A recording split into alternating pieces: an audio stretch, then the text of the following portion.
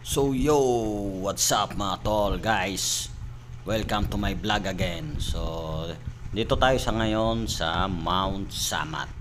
So tatahakin natin ang Mount Samat Road. So ayun, papakita ko lang sa inyo kung gaano kaganda ang Mount Samat Road. So dito nga pala matarik ang daan mga tol, no? Pero maganda yung kalsada mga tol, no? Hindi siya kaldag-kaldag ganon.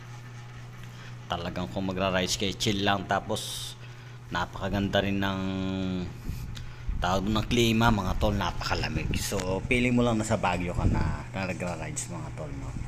May mga pag din ganon.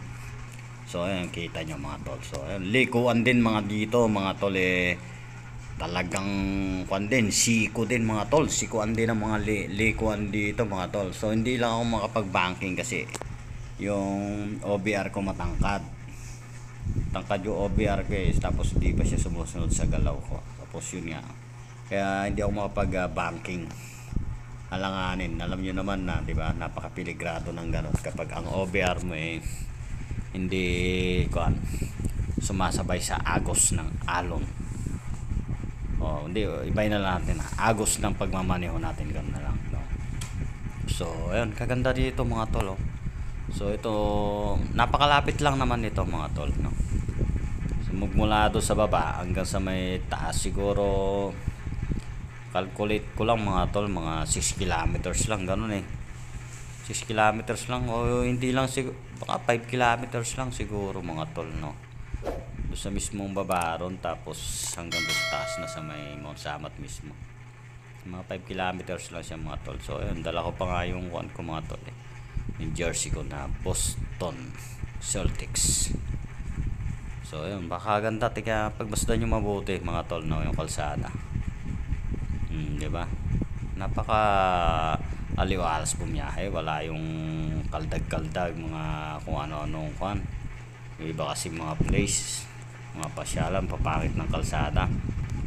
So kita nyo may likuan mga tol, talagang diba, tapos sa bayahon, sarap bumiyahe mga tol, no, sa bayahon. Pero kung nag-iisa mo sana rito, napakasarap, ma-enjoy mo talaga yung pagbabanking tulad ng mga ganyan mga tol, no.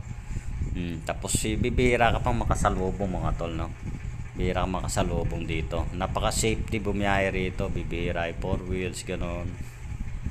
Talagang mga pumapasyal lang dito talaga mga tol, yung mga talagang mga adventurer din tulad natin mga tol, no.